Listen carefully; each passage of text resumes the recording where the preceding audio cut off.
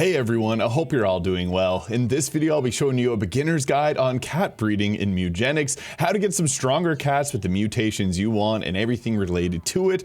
Now, this will work if you have just a single room in your house all the way up to the fully upgraded house here, and I'll be showing you where to segment your houses, where to put the cats, and everything related to breeding. So just some basics right off the start. Cats will have a base stat total here that you can see. You do have to go and send some cats to Tink, so I'd recommend doing that first because you want to see these.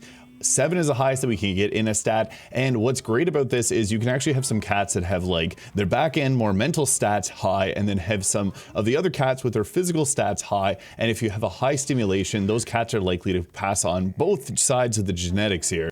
So we actually want to have a small amount of cats in our actual breeding rooms, and then have somewhat of like a kind of like a relaxation place to put your kittens at. I also have a fight club here where we try to get stronger cats, and then I'm also working with a mutation room because we can get upwards of 10 mutations on our cats, which will usually make them a lot stronger. And what's cool about that is if you have birth defects, the mutations will actually replace them. So you can do some lazier breeding later on, but earlier on in the game, strays are going to be a big part of this. So yeah, once you get the upgrade from Tink, always be looking at the cat stats and sort them accordingly. I try to have a couple females here that have the strong physical stats, and I got a couple males here that have some of the mental stats. Here's just how it ended up working out. I also have one here with some really good mutations, but to get these to pass on, we got to talk about the housing. You can see on the right hand side of the screen that I have 29 comfort here. You want to get this up to 30 as quickly as possible in your breeding room. This just entices them to breed more, especially if we have just a few number of cats here. We want to have them, you know, reproducing as quickly as possible.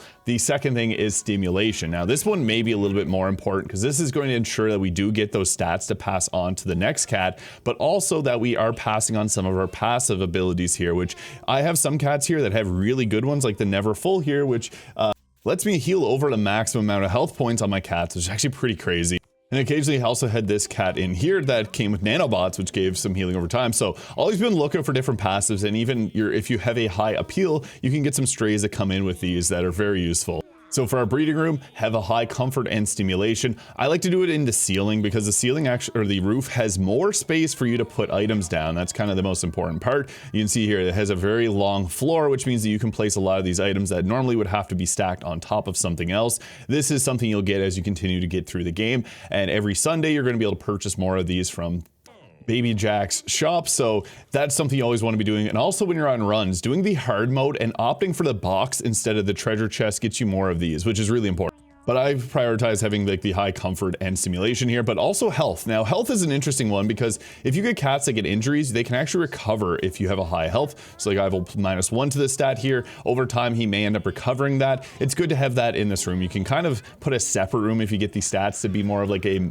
med bay where they recover from those from. But I also like to have a high mutation if possible in the room that you're breeding into, just because you're gonna have cats there. And if they end up getting breeding, like this one here has 3 mutations that I was able to get, with a arm mutation being extremely useful for that extra reach on its attacks. This is crazy on like clerics and fighters, but basically your breeding room should have the highest amount of comfort and stimulation out of all of them. And actually I go for a negative comfort in most of these, especially in the fighting room, which we'll get to in a moment. But this room here should have at least, like, I like to have at least one cat that has like really high stats. I got a couple here that have like both sides of the stats. You also can get some cats that have a question mark here, which are like Ditto Cats. If you play Pokemon, they can reproduce with any type of cat. So they're actually ideal to have because they can just help out with some of the other cats that may be less opted to actually mate. So if you get a Ditto Cat, you could literally just put it up there. This one doesn't have like quite perfect stats that I want to mix into the things there. So just know if you do find one that has this question mark here,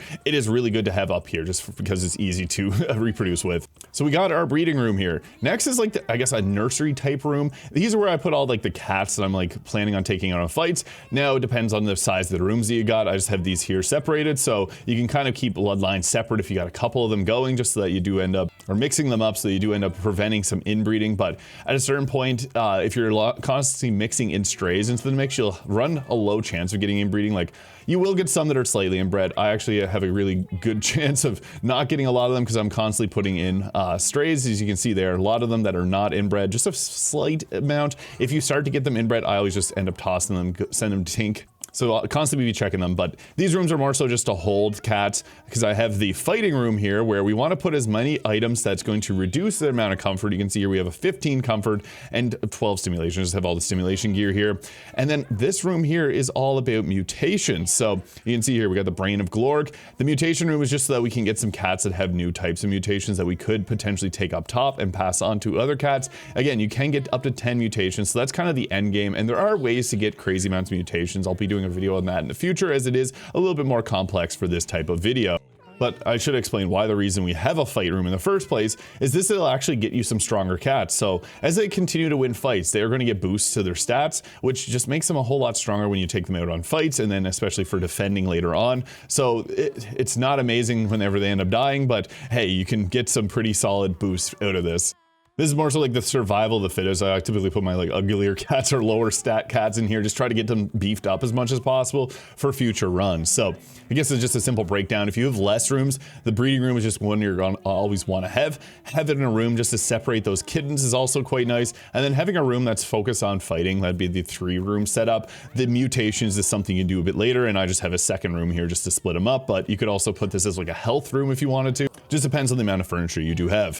And again, furniture is something that is RNG dependent, so every Sunday go check the shop. But also on runs, again, you do want to grab the boxes instead of the chest. The chest will give you an item, that's fine. It's way better to get furniture for future runs because some of these things can actually make a big benefit. So appeal is the other stat that I didn't even end up touching on here, but sometimes it is worth it. Like this one gives up -4 to appeal to 4 mutations. And I, for the point I'm at in the game, find it's better just to have the mutations. But earlier on in the game, I didn't end up selecting that because I wanted better strays. The reason that the higher the comfort, the better end up strays you end up getting. Sometimes you'll get some really nice ones that have multiple 7s, or ones like these here that come with some good stats, like the Path of the Cleric, which lets us learn some cleric spells after we use this. So there's some interesting roles that you can get. Obviously, it's going to be higher dependent based on how high your appeal stat is. Now, some of the items that give a high appeal will also give negatives to other areas. So again, sort them out in your rooms as you see. I can't give a perfect answer for this because again, everyone's going to get completely different items that you see here, but high stimulation, high comfort, and the rest that I spoke about.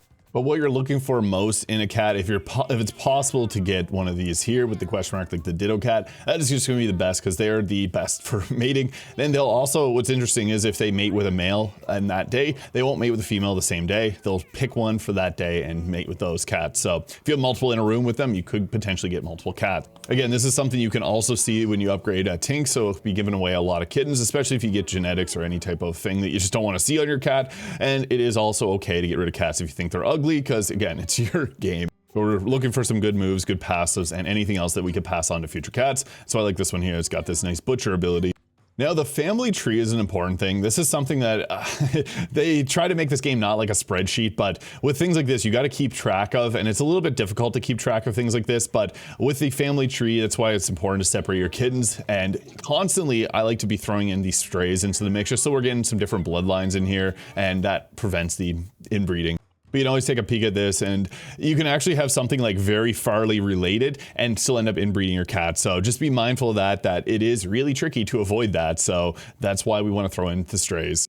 And you can tell if it's a stray if you go to look at the family tree and it's just them there because we don't know what it is. Also, you can get cats that have human voices, and it's funny to make them reproduce because then you get a ton of human voices. And actually another little trick that I want to mention for inbreeding is you can actually click on the name and assign something to them. So there's little shapes here. I just use this for just denoting which bloodline it comes from. It will have a little thing above them too, so that you can just quickly at a glance see which cats are where, and this helps, especially as you get 50+ cats. So that is something to keep in mind. I guess I should also quickly talk about mutations a bit further, because this is something that is a little bit later on in the game, but you can start doing it at any moment. Is once you get a good mutation, like I really like this arm mutation here for that increased reach, letting you hit an extra tile away is really nice in this game. So I made sure that I was able to spread this to a ton of cats. You're going to see a lot of cats that have the wonky arms here, just that we're able to get that extra reach off on them. And this is because I was able to get one of those cats with a mutation up top early on. But this is also the importance of the room here for all the high mutations, so that if we end up getting one that we want to pass on to our cats, we can continue to do that, or we can leave them in here and continually get them to get some more. But you can also get mutations on runs. It's typically going to be the easiest way to get mutations. There's a number of different ways. Again, I'll be doing a future video on it. There's items like the uranium rod, which lets you get a mutation at the end of battle if you end up getting downed, which is not ideal, but you can kind of cheese it to make that happen. And there's also some different negatives like tainted genes, I unfortunately don't have a cat that has it, because unfortunately if they have tainted genes and they get downed, they explode right away. However, every battle they end up winning, they get another mutation. So if you can find that on a run, that's going to be most optimal. And that's why I said typically mutations are going to be a run dependent thing, but having that mutation room here in the brain of Glorg is really important. And there's also a bunch of other mutation-based items. They may cause a variety of different stats here, so it's just something to keep in mind. This is mostly just here so that we can get these cool mutations like this eye mutation giving a 10% chance to inflict Confusion 3. Or the fur mutation that gives cats that attack us a 10% chance of getting confused. This is actually a cat that I did have up here, and I might actually move it back up there. It was causing some inbreeding with this one here, so that is something to keep in mind. But sometimes the inbreeding is not a massive deal. The negatives will get outweighed, because when you have more than 10 mutations on a cat, they can only have mutations on each body part here, and if you have enough mutations, it actually won't let them get those inbred downsides.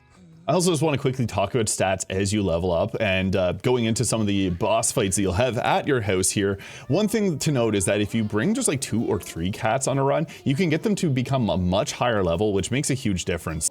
And the way that leveling up works is it's actually going to level up the lowest leveled cat that you have in your party. So there's no experience, it's just always going to give you a single level up to your lowest cat at the end of each turn. So each battle. The great thing about this is we can bring a 2-cat run and get them to go even higher than they normally was. This was on a 3-cat run, but sometimes it's worth it to do the 2-cat run so you can get some extremely strong cats if you're doing some of the further defense-based missions and you're having a hard time with that. Another thing I also want to quickly mention is the Everstone. This is something that's obviously Pokemon related. The Everstone makes it so a cat can't level up, and there's actually some uses for that. Like if you got a cat on your run, let's say you're doing a 3-cat run, they give you a stray, you can actually use the Everstone to keep your 3 cats getting stronger and stronger. And basically what it does is it just makes so that can't level up, which means that your more powerful cats will continue to level up. So that's something to keep in mind if you're on a run and if you wanted to really maximize the amount of experience and levels that your cats are able to get. Because yeah, you do want to get them higher level, as once you get the plus spells, it becomes pretty crazy. Like this cat here could heal our allies now and actually make them attack someone in range, which was pretty crazy.